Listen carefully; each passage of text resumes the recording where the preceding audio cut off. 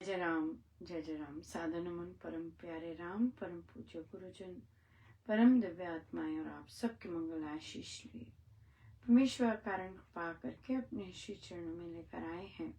उनका बारंबार धन्यवाद, अनंत बार धन्यवाद, अनंत बार धन्यवाद।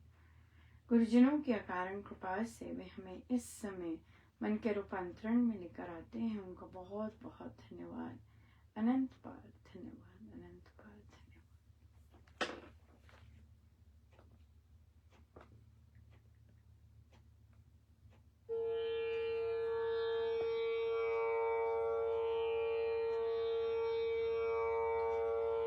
तेरे चरण कमल मेरा लिपट जाऊं रज बन के।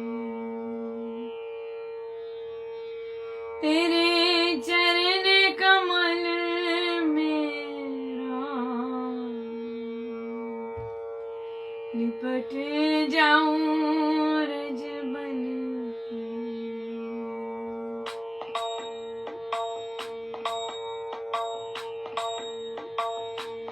तेरे चरण कमल में राम लिपट जाऊं रज बन के। तेरे चरण कमल में राम लिपट जाऊं रज बन के। तेरे चरण कमल में राम लिपट जाऊं रज बन के। तेरे चरण कमल में राम लिपट जाऊं रज बन के। तेरे चरण कमल में राम लिपट जाऊं रज बन के। तेरे चरण कमल में राम लिपट जाऊं रज बन के। आपके नाम से है प्रीति प्रभु जी, आपके नाम से है प्रीति प्रभु जी। आप बिना चाहूं मैं तो कुछ भी, आप बिना चाहूं मैं तो कुछ भी। अपनी बना के मुझे किया है निहार, अपनी बना के मुझे किया है निहार। लिपट जाऊं रज बन के। तेरे चरण कमल में राम लिपट जाऊं रज बन के। तेरे चरण कमल में राम लिपट जाऊं रज बन के। जन्म जन्म की कपटी कुटिल में, जन्म जन्म की कपटी कुटिल में कुछ भी नहीं जिसे आप भूल जाऊं, कुछ भी नहीं जिसे आप भूल जाऊं। ना देखे आपने अवगुण मेरे राम, ना देखे मेरे अवगुण मेरे राम। लिपट जाऊं रज बन के। तेरे चरण कमल में राम लिपट जाऊं रज बन के। तेरे चरण कमल में राम लिपट जाऊं रज बन के। तेरे चरण कमल में राम लिपट जाऊं रज बन के।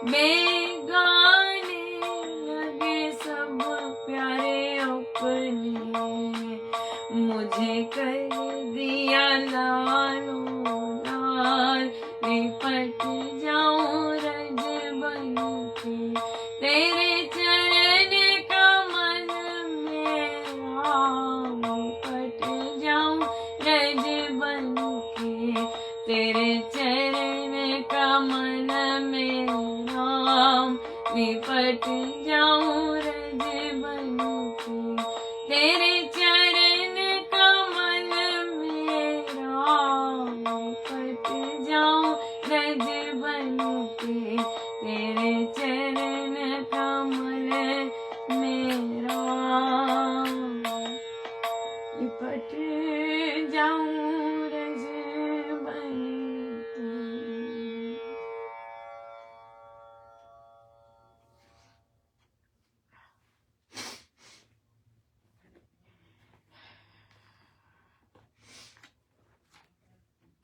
श्रीमद् भगवद गीता भाष्य जी।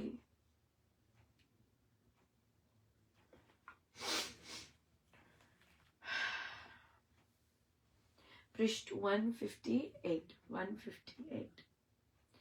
प्रशंसनीय व्रतों वाले संयम ध्यान में यत्नशील योगी जन कोई द्रव्य से चरु आदि पदार्थों से यज्ञ करने वाले होते हैं, कोई तप यज्ञ करते हैं, कोई कर्म योग वाले होते हैं, कोई स्वाध्याय यज्ञवान है और कोई ज्ञान यज्ञ में परायण है।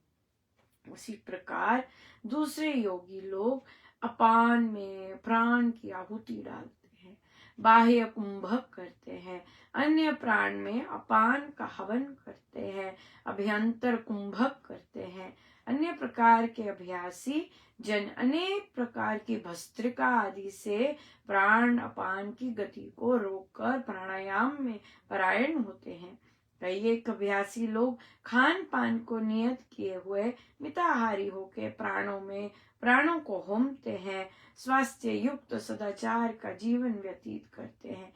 ये सभी यज्ञों से पापों का नाश कर चुके हैं और यज्ञों को जानते हैं, यज्ञों के सच्चे मर्म को समझते हैं। हे कुरुश्रेष्ठ, यज्ञ करके बचा हुआ अन्न खाने वाले अमृत खाने वाले हैं, उनका भोजन अमृत है। वे सनातन ब्रह्म को प्राप्त करते हैं। यज्ञ ना करने वाले का ये लोक ही नहीं तो दूसरा लोक कहाँ से हो सकता है। ऊपर कहे यज्ञों में से कोई भी यज्ञ करके भोजन करना भगवान का अमृत प्रसाद है। उससे मनुष्य के दोनों लोग सुधर जाते हैं, और यदि इन कर्मों में से कोई भी शुभ कर्म ना किया जाए तो इस लोक का जीवन ही बिगड़ जाता है, परलोक की तो कथा ही कौन कहे। ऊपर कहे प्रकार से ऐसे बहुत से यज्ञ वेद मुख से वेद वाणी से विस्तृत हुए हैं, विस्तार से वर्णन किए गए हैं। उन सभी यज्ञों को तू कर्म से होने वाले समझ। कर्म को किए बिना कोई भी यज्ञ नहीं किया जा सकता। ऐसा जानकर तू मुक्त हो जाएगा। सो कितने सारे तरह के प्रभु के यज्ञ बताए हैं, जो कि जिससे कि हम परमेश्वर को अपना इस ये लोग बना सकते हैं और मुक्त हो सकते हैं। लेकिन हर चीज में यज्ञ तो करना है राइट। सो बिल्कुल, और हमें निष्काम कर्म करके सर्व अर्पण करते जाना है, सजग होके करना है, न कि किसी और तरह, राइट। या बहुत ही कृपामय दिन रहा, बहुत ही ज्यादा, बहुत ही सुंदर दिन रहा। और रामोपासना से आरंभ हुआ, फिर श्रीमृतवाणी जी का, और उसके बाद सत्संग, बहुत सुंदर सत्संग, और उसके बाद सत्संग, फिर सत्संग और बहुत महाराज की कृपा की, बहुत सुंदर। वहाँ पे भी, यहाँ पे हम सत्संग हॉल में जो जाते हैं, बहुत सुंदर रहा सत्संग। बहुत सिंक्रोना, बहुत ढोलक, और जबकि ढोलक और जो गा रहे थे बड़ा सुंदर तालमेल था इस बार, और शब्द उच्चारण भी बहुत अच्छे थे, बेटर थे। और बस एक ही कोई फीमेल वॉइस थी जो कि अनसिंक्रोनाइज थी। डेफिनेटली कुछ ना कुछ अपने सारा हफ्ता कुछ ना कुछ कर्म तो ऐसा था जो कि सही नहीं था, जिसके कारण बार बार अंसिम महाराज मुझे आंख खोलनी पड़ रही थी। और सबसे प्यारी बात जो साधिका जी आज आई थी, वे टांग पसार के बैठती थी, वे आज कुर्सी पे बैठी थी, बहुत बहुत बहुत सुंदर। और सब ऊंचा गा के अमृतवाणी जी का पाठ कर रहे थे, ताली बजा रहे थे, बहुत मस्ती थी, बहुत अपने में बहुत सुंदर। और फिर और आज एक बहुत सुंदर चीज हुई कि महाराज जो मेरीलैंड के साधकों के लिए लेख लिखवा रहे हैं आजकल, वो महाराज ने आज वहां डिक्टेट करवाया। मैं हंस रही थी, यूजुअली वहां पे नहीं होता ये सब, पर वहां पे इतना सुंदर था शायद तदात्मन आज कि महाराज की बहुत भारी कृपा की वहां पे उन्होंने करवाया। और फिर जब भजन हुआ तो महाराज पधारे, और मैंने फोटो डाली है वो वाली, और फिर वहां पर वे पधारे और मुझे ऐसे लगा कि दर्शन हुए हैं ऐसे। और तो पर मैं रुकी, मैं ऐसी बैठी रही, दर्शन हुए तो पर फिर अंदर से आया नहीं प्रणाम कर, और फिर मैंने झुक के प्रणाम किया।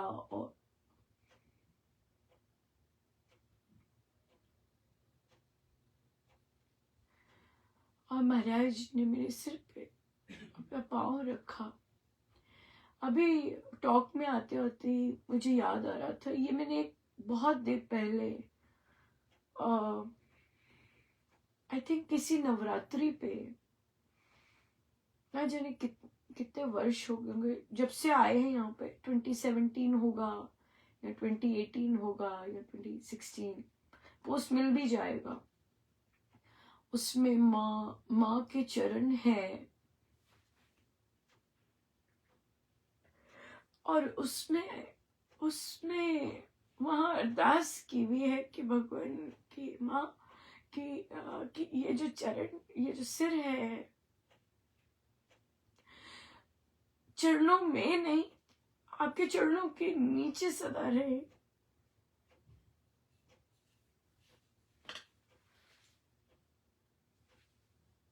ये लिखा हुआ है, कहीं ना कहीं किसी पुराने पोस्ट में मिल जाएगा कि सदा उस श्री चरणों के नीचे नीचे रहे, ताकि कभी सिर उठ ना सके। सिर का प्रतीक मतलब अभिमान, और अभिमान आपके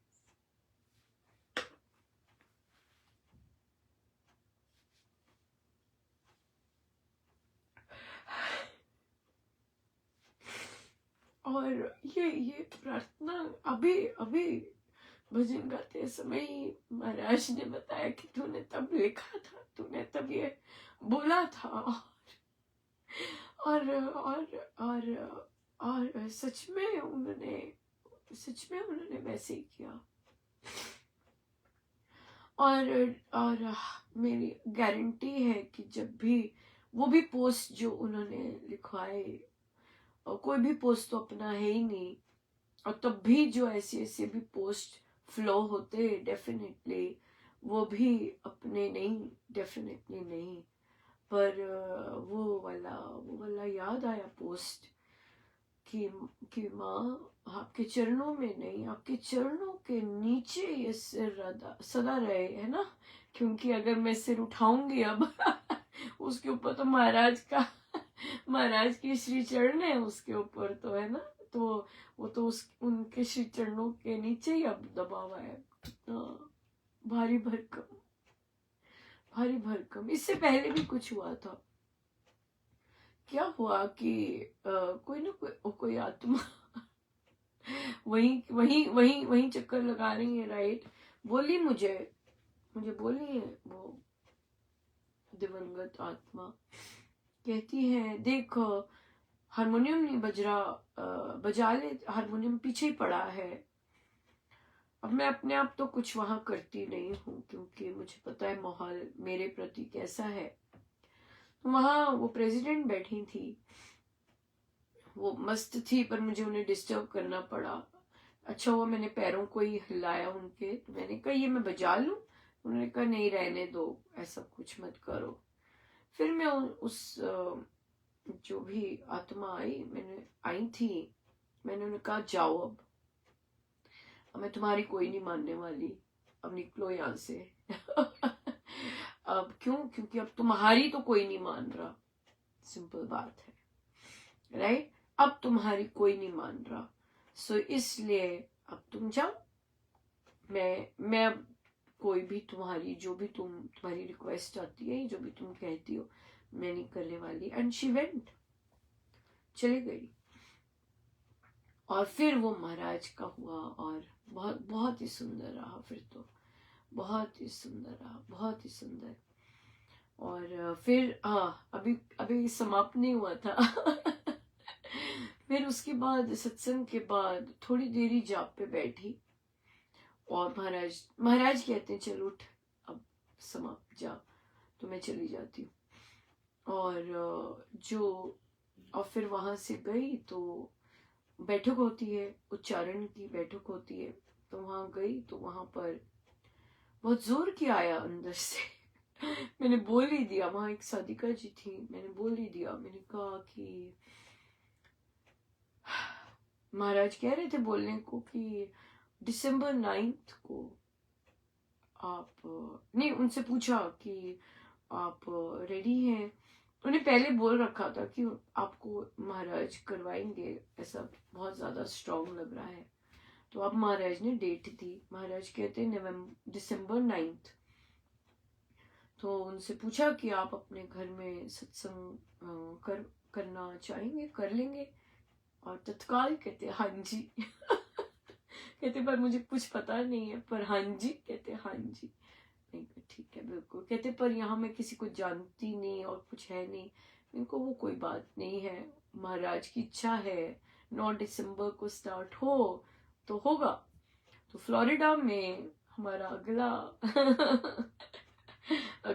अगला यहाँ पे जो सत्संग आरंभ होने जा रहा है फ्लोरिडा में होगा। और महाराज गुरुजन वो तैयार है पधारने के लिए। डेट भी अपनी चुनी, और मैं गाड़ी चला रही हूँ, और महाराज ने जब डेट दी मुझे, बोलो दिसंबर 9, और मैंने फटाफट वो फोन मेरा स्टैंड पे ही था, तो मैं स्क्रॉल कर रही थी। मैंने कहा कि या तो रुकी होंगी किसी रेड लाइट पे। मैंने चेक किया कैलेंडर, और दिसंबर 9 सैटरडे था। क्या बात है। और फिर दिसंबर 9, और देखिए हमारा जो बॉस्टन का सत्संग था वो पूज्य श्री प्रेम जी महाराज श्री के पावन दिवस पे हुआ था, 29 जुलाई, है ना, वहां तब हुआ था। और अब देखिए महाराज भी चुन के अपनी डेट्स ला रहे हैं। बहुत अच्छा लगा, बहुत ही अच्छा लगा। दिसंबर 9, बहुत बहुत बहुत कृपा वर्षी, बहुत सुंदर। तो फिर इससे पहले भी बहुत, आज तो बहुत बहुत बरसात हो रही थी कृपाओं की, आदेशों की। और फिर स्वामी जी महाराज आज जो प्रवचन चल रहा था वो श्री राम शरणम हरिद्वार के का उद्घाटन पे था। तो स्वामी जी महाराज वहां बता रहे थे कि जोधामल जी ने, उनका था निवास स्थान, उन्होंने दिया ये श्री राम शरणम को। वो चाह रहे थे, उनकी इच्छा थी कि ये स्वामी यहाँ पे इसका नाम सत्यानंद ऐसा रहे। महाराज कहते नहीं, मैं और कोई तरंग लाना ही नहीं चाहता, मैं एक ही तरंग लेके आना चाहता हूँ, राम नाम, बस। माम इतना आनंद आ रहा था, मैं बता नहीं सकती। और फिर महाराज बोले कि फिर हमने कुछ ऐसे साधक चुने जो कि 20 से 25 हजार तक का जाप कर सकते हो। फिर महाराज ने कहा कि फिर उन साधकों ने वहां पर 1 करोड़ का जाप किया, और फिर वहां पे सत्संग का शुभारंभ हुआ। और देखिए हमारा सांबा का चल रहा है, कैसे महाराज का आदेश आया, गजब का, राइट। और देखिए सांबा में साधक बहुत थोड़े हैं, तो इसलिए फिर यही उन्हें कहा कि एक दिन पहले तो आप लोग जाप नहीं कर सकते, ऐसा यूजुअली क्या होता है, जहां भी श्री राम शरणम का उद्घाटन होता है या और तो वहां पर एक दिन पहले सारे साधक आके 24 घंटे का जाप होता है वहां पे। पर यहाँ पे साधक बहुत कम है, राइट, और छोटा सा ही है बिल्कुल, और साधक कम है, तो इसलिए इन्हें यही कहा कि आप महीने का कीजिए या कैलकुलेट कीजिए कि चारों मिलके, या 4 जन है, 3 जन है, हर रोज मिलके कितना जाप कर सकते हैं, ताकि 21 नवंबर तक जाप हो जाए। फिर उनका प्रश्न आया कि हमारा 21 नवंबर वर्किंग डे है, वीक डे है, तो हम क्या सैटरडे या छुट्टी वाले दिन करेंगे? नहीं, क्योंकि ये सारा सिलसिला ही उस पत्र से हुआ है आरंभ। उस पत्र में जो तिथि लिखी थी, महाराज ने तिथि दी थी, जो वो तिथि बहुत इम्पोर्टेंट है, वो प्रसाद है, वो आने वाली पीढ़ियों के लिए भी, उनके लिए ये इतना धरोहर है, ये वो तिथि, वो महाराज के करकमलों से लिखी गई है, वो देके गए हैं ये तिथि। हम इसमें अपनी मनमर्जी नहीं कर सकते, राइट। और उद्घाटन उस पावन दिवस पर होना वो गुरुदेव की इच्छा है, राइट। गुरुदेव बोलते हैं जरूरी नहीं सैटरडे संडे ऐसा हो वैसा हो, ऐसा जरूरी नहीं होता हर जगह ऐसा हो, हर जगह ऐसा हो, पर वो तिथि होती है। और फिर यही तो मजा होता है कि हम अपना संसार छोड़कर इतना पावन जो हो रहा है, इतनी अद्भुत जो लीला घटने जा रही है, उसका हिस्सा बने, part of history. It is going to be part of history. History is going to be created. It has already been created, right? It has already started. So वो तो उसका फाइनल चीज, उसकी एक शुरुआत का बहुत बड़ी इवेंट होगा, राइट। तो मैं तो बहुतों को इनकरेज कर रही हूँ कि जाइए, अपना ट्रिप बनाइए, 3-4 दिन की छुट्टी लीजिए अपने संसार से और जाइए, सेवा कीजिए, जाप कीजिए, जाप में पार्टिसिपेट कीजिए, जाप होगा वहां पे, और भी बहुत काम होंगे। साधक कम है ना वहां पे, साधक कम है, तो सबको मिलके ही करना होगा। और फिर कई चीजें लोकल लोग संभाल सकते हैं, और बाकी जो जाप पाठ की चीजें बाहर से आए हुए साधक संभाल सकते हैं। तो सबको रल मिल के ही करना है। क्यों? ये इतिहास रचा जा रहा है ना, बिल्कुल इतिहास ही रचा जा रहा होता है। मुझे लगता है हर श्री राम शरणम इतिहास ही रच रहा होता है। पर ये बहुत अद्भुत है, ये यहाँ पर महिलाएं ही हैं जिनको महाराज लेके गए हैं, और फिर उनसे इतना ऐसा कार्य वे करवा रहे हैं, और इतनी अद्भुत वो लीला घट रही है। चाहे धन का मामला हो, देखिए आ रहा है धन, इतनी आप लोगों की इतनी दया है, या आप लोग इतने काइंड हैं कि देखिए चलता जा रहा है। और उनको उनका काम शुरू हो गया, रुका होगा, बताया नहीं होगा, और अब ज्यादा ही हो गया होगा, तो तब ऐसा हो गया, अब काम शुरू हो गया है, और फिर आगे की चीजें होंगी। बहुत कृपा है ना, बहुत कृपा, अनंत कृपा है गुरुजनों, बहुत कृपा है। सो प्रश्न आया कि अगर हमें पता है, और भी अच्छी बात बतानी थी। एक साधिका जी, आप हम जितनी भी रामोपासना होती है, उन सबको इनकरेज किया जाता है कि आपको सत्संग जरूर जाना है, आपका जो लोकल सत्संग है वहां जरूर जाना है। तो एक साधिका जी ने बताया कि मैं जहाँ रहती हूँ वहां श्री राम शरणम तो है, पर वो मेरे घर से 1.5 घंटे पे रास्ते पे है, इंडिया में कम होते हैं ऐसे डिस्टेंसेस, है ना, पर है। तो फिर उन्होंने कहा कि चलिए बहुत दूर है, हर संडे नहीं पॉसिबल बनता, तो आप महीने में एक बार चले जाइए। कहते ठीक है, हाँ कर दी।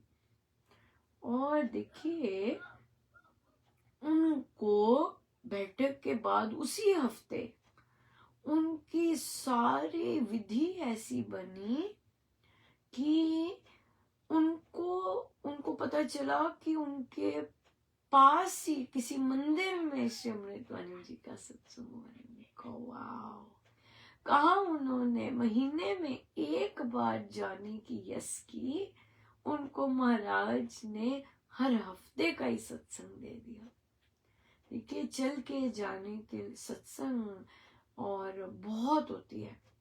जो हम कृपाएं अनुभव करते हैं अपने सत्संग हॉल जाकर, वहां पे जो अनुभूतियां होती हैं वो होती हैं, मुझे नहीं लगता जो उनका भी ऑनलाइन उन्होंने ऑन कर रखा है जूम, वहां पर होती होंगी, मुझे नहीं लगता है होती होंगी। पर हमें तो महाराज तो बहुत ही दया करते हैं, बहुत ही कृपा करते हैं। सो बहुत ज्यादा होता है। सो इसलिए बड़ी दया है गुरुजनों की। सो हमें लेके जाते हैं, हमें सत्संग देते हैं, हमें और सत्संग देते हैं, हमें और सत्संग देते हैं अपने साथ चिपकाए रखते हैं, सब वही करते हैं। बड़ी दया, बहुत दया। सो प्रश्न आया कि अगर मुझे पता है सामने वाला झूठ बोल रहा है, राइट, तो फिर क्या मुझे क्योंकि सत्य पालन कर रहे थे, तो क्या मुझे उन्हें बोलना चाहिए कि मुझे पता है तू झूठ बोल रही है? क्या मुझे बोलना चाहिए, या फिर मुझे पता तो चल रहा है पर जाने देना चाहिए? तो कैसे डिसाइड करें कि अगला जो झूठ बोल रहा है उससे हम बोलने पकड़े या फिर उसे जाने दें, क्योंकि सत्य पालन में है। तो देखिए यहाँ पर मुझे रामायण जी से और स्वामी विवेकानंद जी से ये सीखा है, अपने लिए मेरे लिए कोई झूठ बोल रहा है तो मैं वहां पे जाने दूं, मैं बस धन्यवाद करूं कि प्रभु देखो आप बता रहे हो कि ये सरासर झूठ बोल रहा है, आप बता रहे हो भगवान, तो मैं प्रभु का धन्यवाद करूं कि देखो आप मुझे बता रहे हो, और फिर मेरे डिसीजन उस तरह से हो। पर उसको सीधे बताना है, उससे क्या हो जाएगा? कुछ हो जाएगा क्या? मेरी ग्रोथ हो जाएगी या क्या हो जाएगा? लेकिन अगर आपको सत्य पता है किसी और चीज का और कोई दूसरे को फंसा रहा है, वहां तो आपको खड़े होना ही है, बोलना ही है कि हेलो आप ऐसे नहीं कर सकते, आप झूठा इल्जाम लगा रहे हैं। वहां तो आपको खड़े होना ही होना है, एब्सोल्युटली खड़े होना है। सो इसलिए दूसरे के लिए हमें खड़े होना है, अपने लिए जाने दीजिए। महाराज ने बता दिया कि वो सत्य कर रहे हैं, महाराज ने बता दिया वो षड्यंत्र कर रहे हैं, महाराज ने बता दिया वो कुटिलता कर रहे हैं, इससे बड़ी कृपा क्या होगी? प्रभु ही बताने वाले हैं ना कि देखो झूठ बोल रहा है, चुप कर लिया, पता चल गया, हाँ ठीक है जी धन्यवाद, है ना, अपना करके अपना जो डिसीजन लेना है फिर हम उसी पे बेस्ड डिसीजन ले सकते हैं।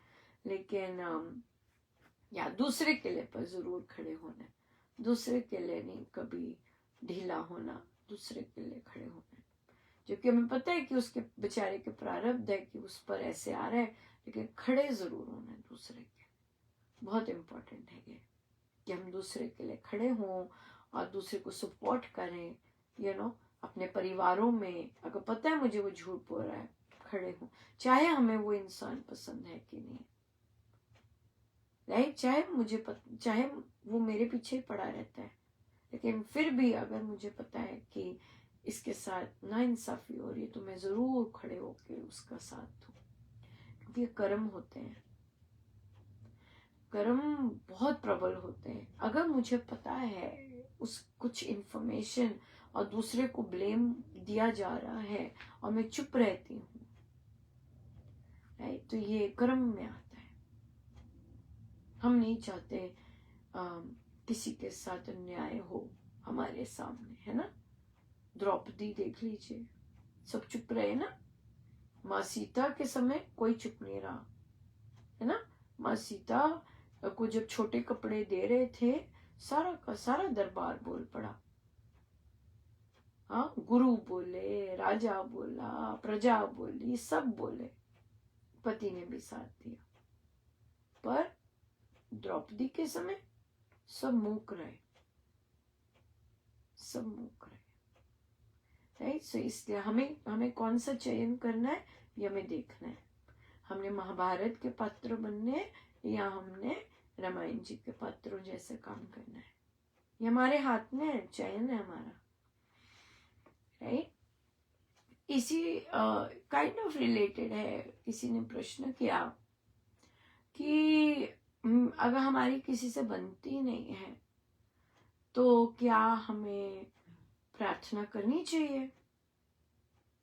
मुझे ये नहीं पता किस चीज के लिए, तो मैं अपने अंदाजे से बोलूंगी, है ना? उत्तर तो फिर अपने अंदाजे से आएगा। अगर हमारी प्रश्न यह है, क्वेश्चन की वर्डिंग्स पे बड़ा ध्यान देना होता है। अगर हमारी किसी से बनती नहीं है, इसका मतलब मैं किसी से अनकंफर्टेबल हूं। अगर मैं किसी से अनकंफर्टेबल हूं तो मुझे अपने पे देखना है, भाई वाई आर यू अनकंफर्टेबल? तुम्हारी आत्मा तो बड़ी आराम से शांत है, सबकी मित्र है, किसी उसको कोई प्रॉब्लम नहीं है कहीं, तो तुम्हारे मन में क्या चीज अटकी हुई है जो तुम्हें अनकंफर्टेबल हो रहा है? बहुत चीजें हो सकती है। मैं अनकंफर्टेबल इसलिए हो रही हूँ क्योंकि वो डिसरिस्पेक्ट करता है, मैं अनकंफर्टेबल इसलिए हो रही हूँ मेरी बात नहीं मानते, मुझे इग्नोर करते, मैं अनकंफर्टेबल इसलिए हो रही हूँ, मेरी बनती इसलिए नहीं है कि मुझे नीचा दिखाते। सो मेनी चीजें हो सकती है, राइट? तो यहाँ पे फिर अपनी ग्रोथ करनी है। प्रॉब्लम तुम्हें हो रही है, तुम अनकंफर्टेबल हो रहे हो, राइट? अब दूसरा आ जाता है कि वहां प्रार्थना करनी है। यस, महाराज मुझे बताइए कि मैं उसके साथ, मेरी उसके साथ क्यों नहीं बन रही, राइट? मेरे मन में उसके प्रति क्यों ऐसा द्वेष क्यों है, डिसलाइक क्यों है, मैं नॉर्मल क्यों नहीं हूं? वो जो करे करे, मुझे क्यों इफेक्ट हो रहा है? मुझ पर कृपा कीजिए महाराज, मुझे बताइए ताकि मैं अपने आप को सुधार सकूं, राइट? ताकि मेरी अगर कोई कामना है अड़ी पड़ी या मेरी कोई एक्सपेक्टेशन है दूसरे से, तो मैं वो ठीक कर सकूं। या फिर अब दूसरा बात आ जाती है कि मुझे पता चलता है कि भाई दूसरे मेरे से अनकंफर्टेबल होते हैं या दूसरों की मेरे से बनती नहीं है, मुझे कोई प्रॉब्लम नहीं है, दूसरों की मुझसे नहीं बनती है। अब यहाँ पर मैं तो ठीक हूं भाई, मैं तो बड़ी शांत हूं सबके साथ, मैं आराम से बात भी कर सकती हूँ। अगर दूसरे को मेरे से प्रॉब्लम है, वो उनकी प्रॉब्लम है, राइट? वहां पे मुझे नहीं जाना। वो दूसरे की प्रॉब्लम है, उसको अपना ठीक करना है। मैं सबके साथ शांत हूँ, मैं सबके साथ एक रस हूँ, मैं सबके साथ लविंग हूँ, जैसे मैं होना चाहती हूँ सबके साथ मैं वैसे हूँ, बिल्कुल ठीक है, बहुत बढ़िया है, राइट? सो इसलिए ये देखना बहुत जरूरी है कि अगर मैं अनकंफर्टेबल हो रही हूँ, मुझे अपने आप को ठीक करना है। सिंपल बात है, मैं ठीक हूँ, मैं शांत हूँ, बढ़िया है, मुझे किसी से कुछ लेना नहीं देना, कि मैं ठीक हूँ, बढ़िया है, जो मर्जी जो करे, मैं ठीक हूँ अपने साथ, अपने परमेश्वर के साथ, जैसे भी आप लोगों का होता है ना? आप लोग जैसे भी शांत रहते हैं या कंफर्टेबल रहते हैं, मस्त रहते हैं अपने, वैसे ये बात है। सो इसलिए प्रार्थना जरूर कीजिए कि मेरी क्यों नहीं बन रही, ये इसके लिए तो प्रार्थना जरूरी है। लेकिन दूसरा कि मेरे साथ क्यों नहीं बन रही और मैं बनाना चाहती हूँ, ये यहाँ रहने दीजिए, शांत रहिए।